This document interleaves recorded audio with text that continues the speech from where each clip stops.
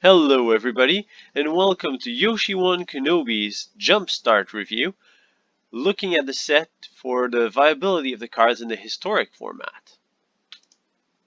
So the way I'm going to go about this is I'm going to review each individual theme that contains blue cards. So I'll review the lands and the artifacts that are in the blue themes, and I'll do another video for the other colors, and I'll group the multicolored cards with green because green typically has access to the red. But right now, let's focus on the blue-colored teams, which are Above the Clouds, Archaeology, Mill, Pirates, Spirits, Teferi, Under the Sea, Well-Read, and Wizards. Overall, there are 12 new rare cards and 1 mythic card that hasn't been available in Magic Arena for the historic format before the release of JumpStart.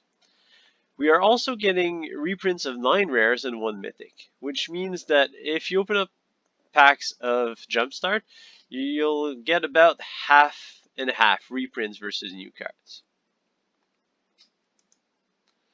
So in Above the Clouds, we're getting a reprint of the Windreader Sphinx, and as new things, we're getting Imiaz, the Gale Force.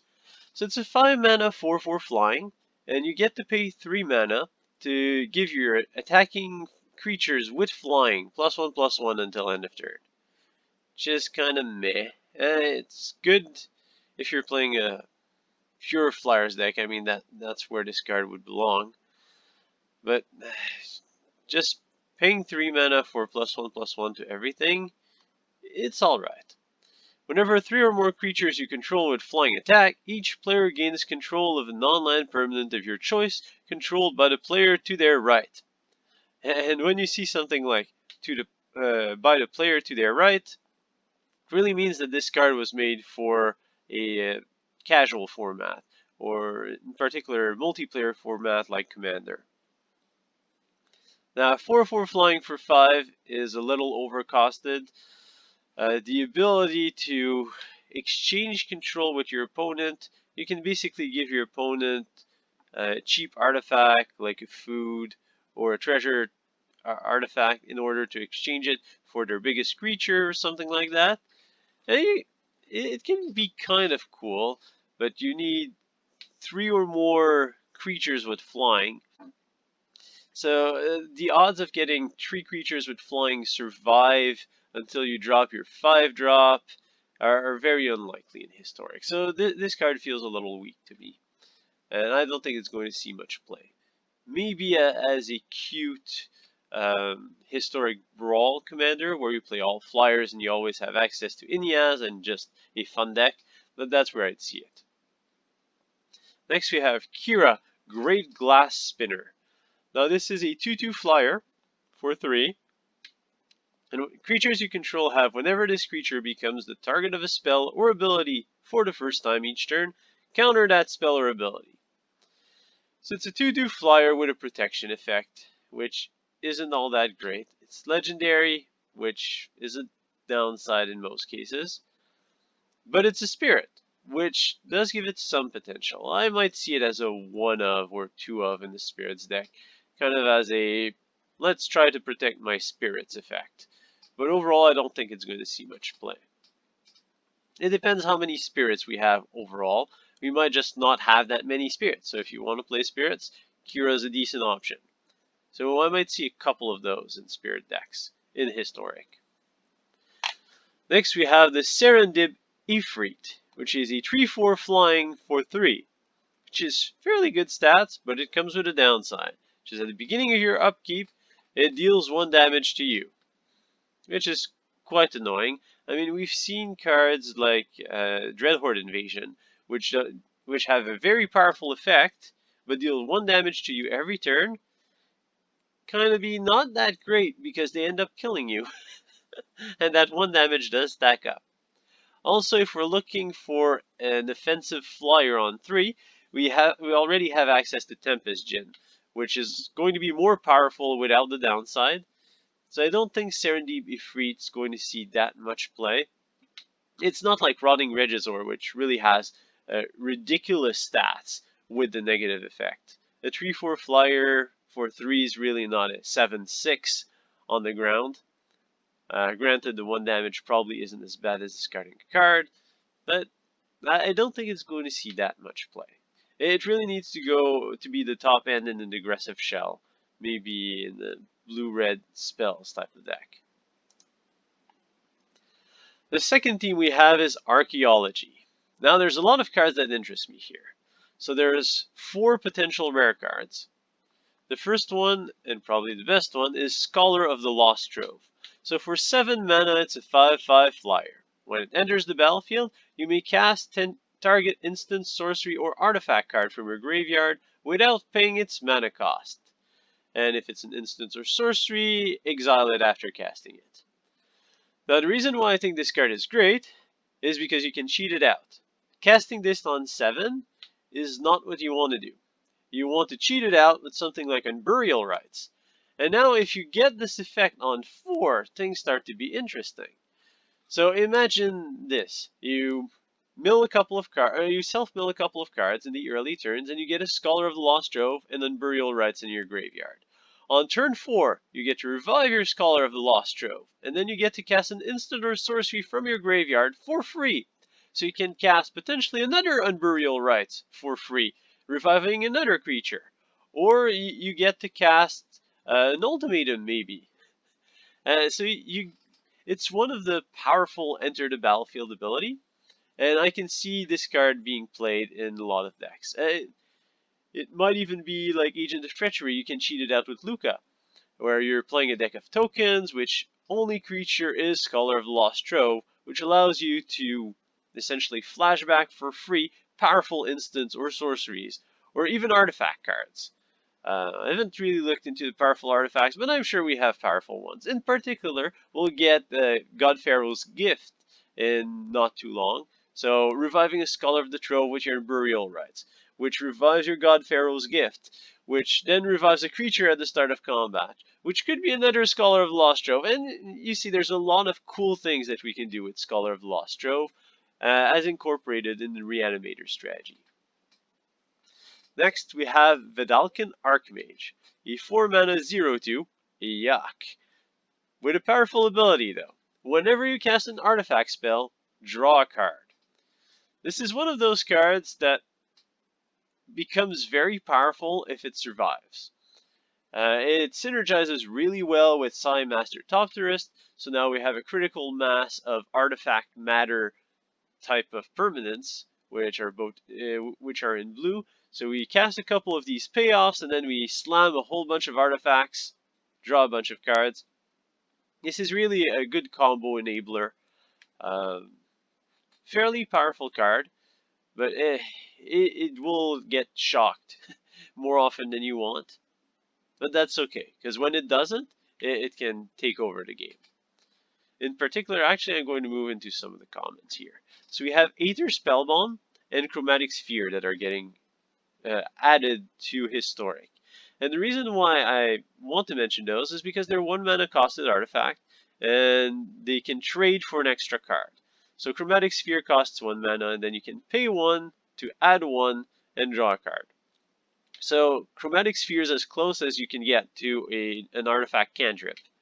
And Aether Spellbomb, well, you need to pay 1 extra mana to draw the card, but you can also pay blue to bounce a creature. So it acts kind of like a pseudo cantrip that can also be an emergency removal spell, which is fairly powerful. So I can see these cards having an impact with, say, Sai Master Topterist and the Vedalken Archmage that we just discussed. In the other rares, we have Sharding Sphinx, a 6 mana 4/4 flying. Whenever an artifact creature you control deals combat damage to a player, may create a 1/1 blue Topter with flying.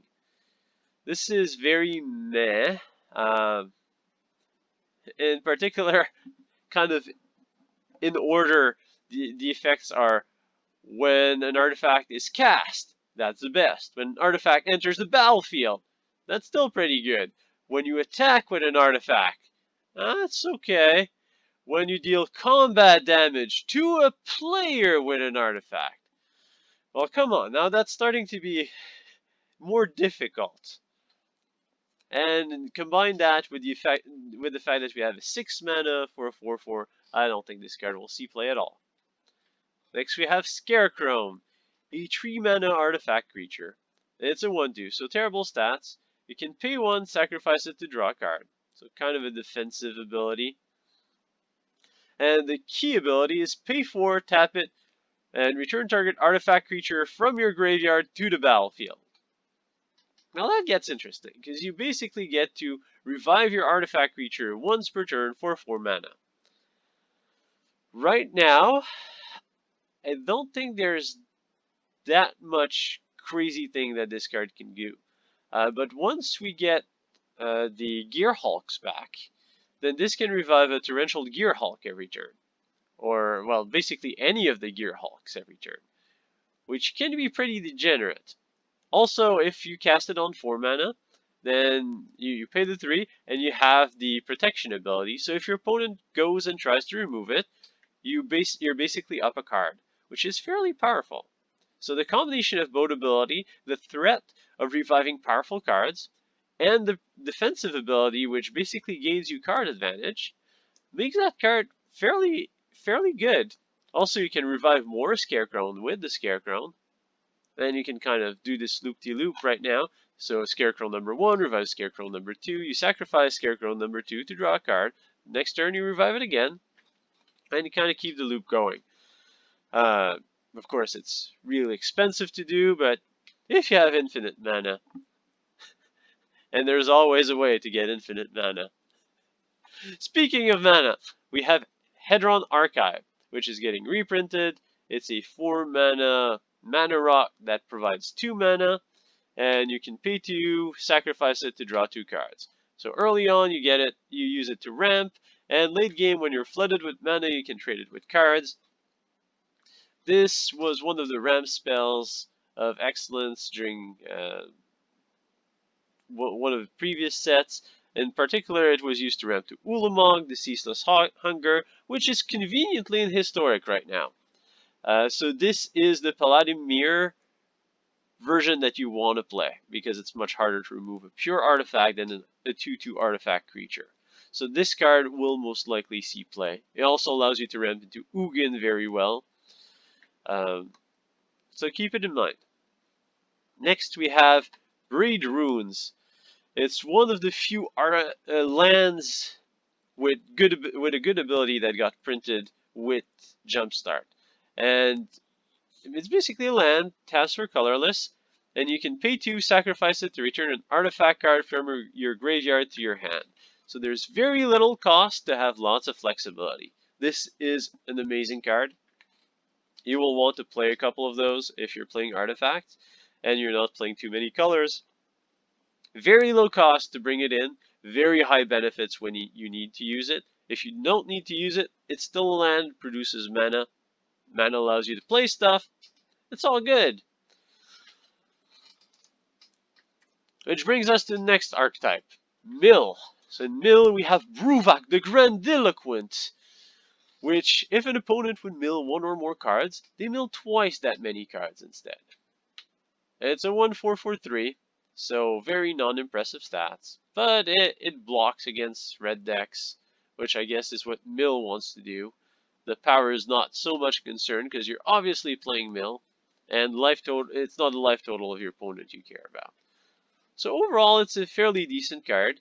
The fact that it's a legendary creature means that this card is really made for Commander or Brawl, where this is your Commander, and you're playing a whole bunch of mill effects. And then you get to recur Bruvak, because you can't play multiples of them. You can probably do some shenanigans by playing one of those and then cloning it, because it says mill twice. Then if you have 2, then it quadruples. 3, it's going to be ×8, and you can do some pretty degenerate things with that. I think cloning Bruvak is probably the way to go if you want to do some ridiculous combos, or playing him as a commander is where I think I see most of his uses. Also, it just targets opponents, so you won't be able to play it in a Kethis combo effectively. Next, we have Corsair Captain. When it enters the battlefield, create a treasure token. Okay. Other pirates get +1/+1. So this is your Pirate Lord. A 3-mana 2/2 that gives all pirates +1/+1. It's going to be decent because we have a fair bit of pirates. Pirates are okay. They were missing a lord, really.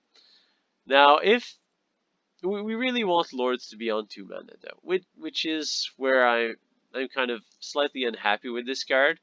But it does cost 3 mana and give you 1 mana back via the treasure token.